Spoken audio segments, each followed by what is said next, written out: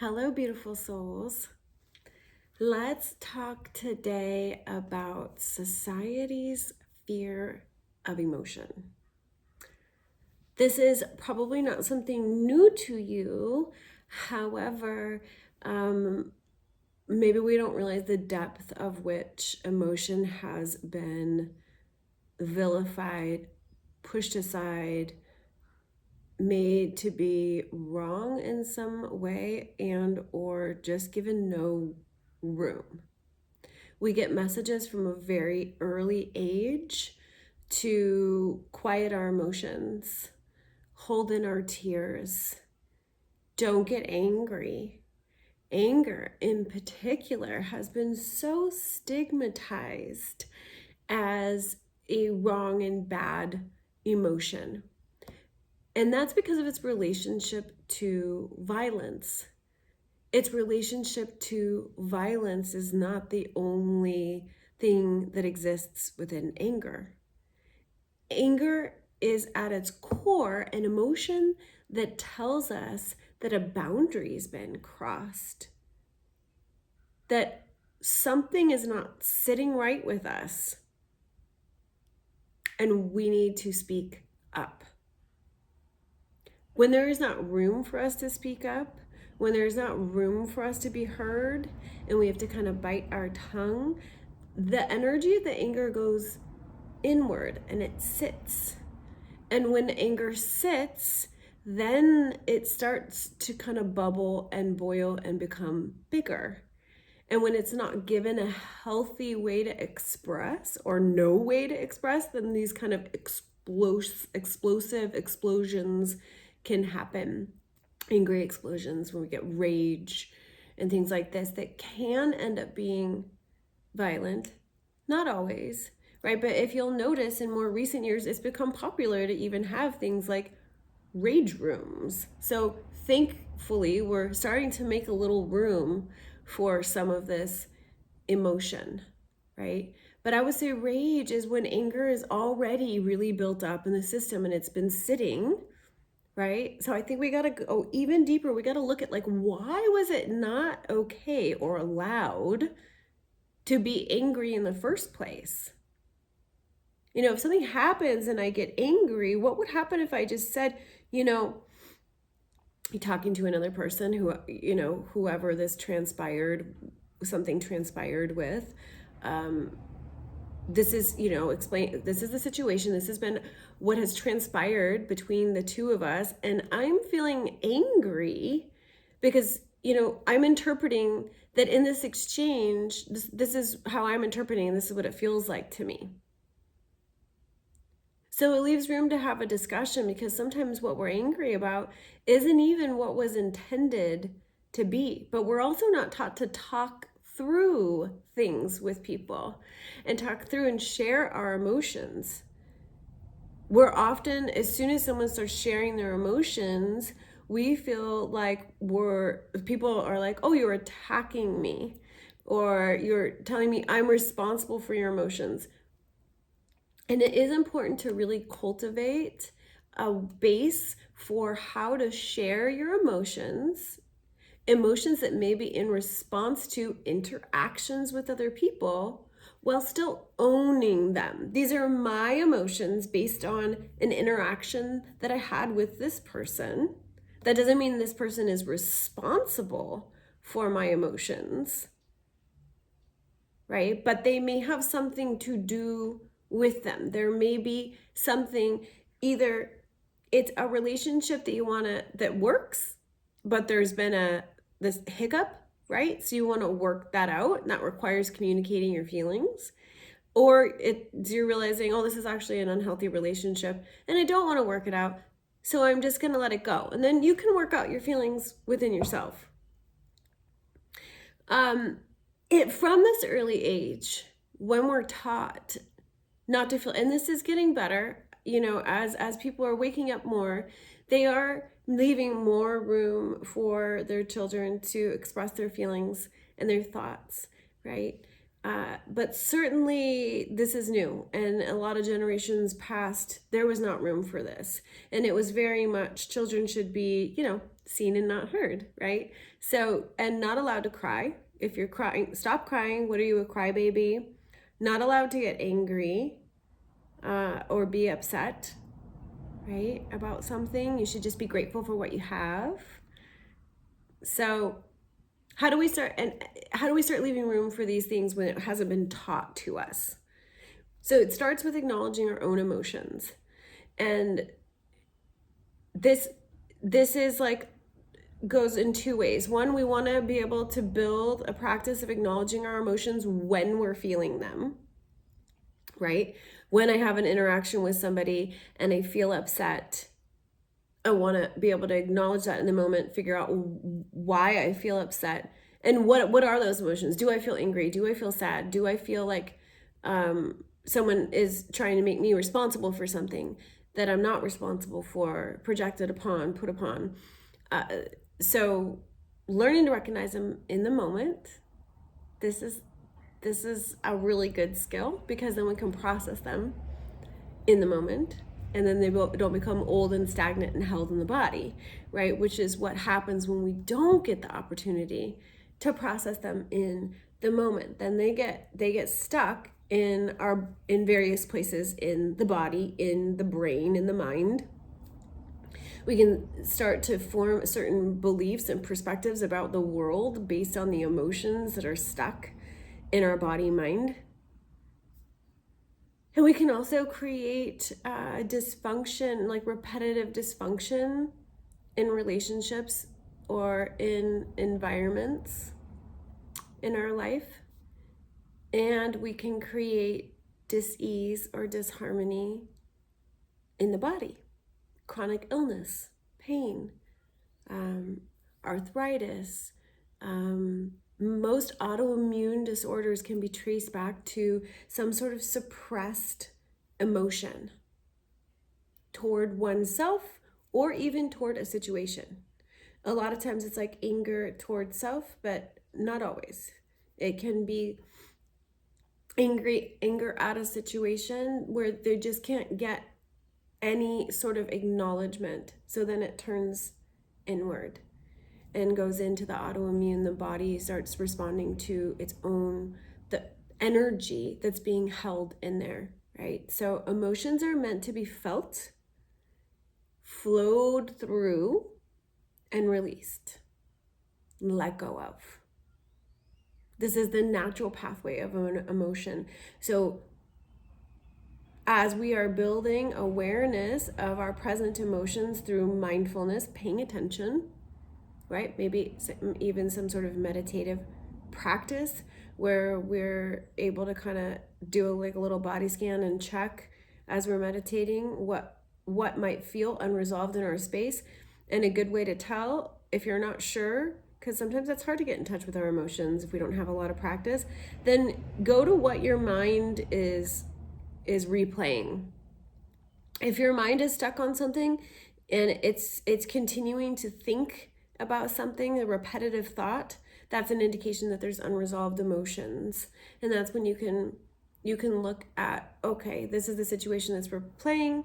How do I feel about it? What's activated within me about it? And then that's where you can start releasing the emotions that come up. Give yourself permission to feel them. It's okay to be upset. It's okay to be grieving, angry, sad, shameful. Shame is one that we really don't like to look at, and it's a challenge because shame in its very nature doesn't want to be looked at. We're ashamed of something, so what do we want to do? We want to bury it like a dog does a bone in the backyard. We don't want anyone to see or know about the things that we're shameful of. We want to bury them, hide them, tuck them away as much as possible. So the first step in healing and releasing the emotion of shame is to be able to shed light on it, is to be able to feel safe enough to admit to yourself what the thing is that you feel shameful of, and then probably share with another, because shame It hides in the darkness and in the loneliness. So, and another part of this is being able to know, recognize that everybody has these emotions. Everybody has shame at their core. They're still holding on to guilt. They're still holding on to fear that they're holding on to. Fear is another one. Fear can be really paralyzing and get us really stuck, and everything kind of like contracts, right? And holds on tightly. And in that moment, it becomes really hard to recognize that this is just an emotion, even though the thing that's creating it is very real. It is an emotion. And this is when we want to be able to recognize it as an emotion and probably talk about it with somebody else, share it with somebody else. It starts to take the charge out of it. The emotions, and the longer the fear has been sitting there, the longer any of these emotions have been sitting there, the more powerful they're going to feel, the bigger they're going to feel, right? And this is why they start to sort of like manifest as a physical thing oftentimes when they've been there for a really long time. They start to manifest physically because they've been being asked to be felt and released, but we haven't had the tools or the wherewithal to go and feel them and express what's going on, release what's going on. So the first part being, okay, we're building the mindfulness, building the awareness so that we can feel the feelings when they're happening and let go of them, you know, whatever's needed to be able to let go of them. And the second thing is with the pieces that are inside, that are buried, that haven't been felt, that there hasn't been room for, those are the parts that we're going to use the somatic tools for, more of the mindfulness, and we're going to actually really feel into the body and see what it has to say, because the body has a voice. The body has a voice. These body parts that might be expressing pain, discomfort, even disease, they're speaking to us, and they have something they want to say and want to be heard. Again, usually relating back to emotions that there wasn't room for, they didn't get to express. I often see people with chronic throat issues, like strep throat, for instance, is an issue where they haven't been able to speak their truth. They haven't been able to be heard. They haven't been able to get this up and out. It was never allowed when they were young, and then they got older and more situations happened where more emotions got piled on top, and now there's this really constricted energy in their throat. So every time they even get like a little bit sick, it goes into this strep situation. So this is just like one example of how this starts to kind of manifest, right? So we have to start making room for our own emotions. We have to let ourselves know that it's okay, because society is not going to do it. Society is like emotions are already a disease, right? There's not enough room to grieve. We're expected to go back to work almost immediately. There's often no honoring, very little honoring of the grief process. Anger is not okay.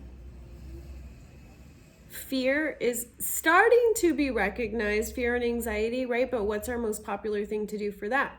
Let's give you an antidepressant. Let's give you an anti-anxiety. Let's give you some benzos. Let's give you a medication rather than some techniques and tools to practice to release some of it, move some of it. Okay. So we have to make room for it, because this society is afraid of the emotions. And there hasn't been room made for them. Our world is so fast-paced. So everything is fast, and it's production-based. Fast-paced and production-based. So if you're having an emotional time and you need some time to process an emotion, you're not producing. So that's a problem, right? At work. That's a problem in school. That's a problem in your day-to-day life if you're not able to produce. So we have to find a way to make little bits of time for ourselves. Little bits of time that allow us room to feel. Room to acknowledge and build our awareness of emotion so that we can allow it to flow, allow it to move. How does emotion move? Expression. That might be vocal. Maybe we need to scream or yell if we're angry. Maybe we need to do a physical exercise. Maybe we need to do some kickboxing. Maybe we need to do some angry guttural sounds with our mouth. Art, dance, somatic movements, walking. Go for a barefoot walk, do some grounding. Crying, obviously, another one, right? But all of these can be ways to move the energy. If you play a musical instrument or you sing, another one. Even if you don't really sing, you can sing. You know, if you're not a singer, you can still sing and move your voice. Yeah, all of these are ways to move the energy. So building a mindfulness practice where you can really tell when you are feeling a feeling, when a feeling from the past might need healing, and giving yourself room to move it. And this doesn't have to be like a lot, guys. You don't have to dedicate like an hour every day to let's check in with my emotions and my body and see what's unprocessed and do an art piece and, 5 karate chops or whatever. You can spend 10 minutes, 15 minutes, 20 minutes and take some deep breaths. Feel your body. Put one hand on your heart, one hand on your belly, and acknowledge yourself as an emotional being on planet Earth at this time where there's not a lot of room for emotion, and let all the parts of yourself know that it's okay to have emotion. It's okay to feel emotion. And the more you do this, you might even get in touch with different parts. You can ask them, how they might like to emote. Would you like to do a piece of art? Or you can just kind of give yourself the option, like, do I want to do a piece of art? Do I want to do 5 minutes of movement? Do I want to go for a walk? Whatever it is, building this self-awareness is going to be really key. So you're giving yourself permission, because society is not going to give it to you. Hopefully by you giving it to yourself, everybody kind of doing this for themselves, right? Society will start to make more and more room and kind of release its own fear, a fear of not having as much if people are taking time for themselves, right? Go, do. We have to kind of change the way we do things as a whole if we're to leave room for emotion, which is what we want, but some sort of powers that be may not. So this is one way we can kind of start to change the system from the inside out, by giving ourselves permission to feel. All right, I hope you enjoyed. Subscribe, hit the bell, check in, connect. I look forward to seeing you next time.